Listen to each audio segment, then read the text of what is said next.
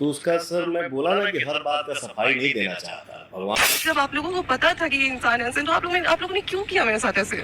मैं सो के उठती थी तो वो तुरंत पीछे पीछे जुतिया खाई है कि नहीं खाई है। भोजपुरी इंडस्ट्री के पावर स्टार पवन सिंह के धर्मपत्नी है ज्योतिषी, लेकिन कभी भी वो शांति से सुकून से नहीं रही अपने ससुराल में। कभी भी पवन सिंह को पत्नी नहीं समझे। ज्योतिषी के कहना है कि जब लोगों को पता था कि पवन सिंह ऐसे इंसान है, इतने सारे शादी कर चुके हैं, इतना सारा इनके अफेयर्स है, तो मेरा शादी इनके साथ करा करके आखिर मेरा ज़िंदगी के साथ क्यों खेला गया।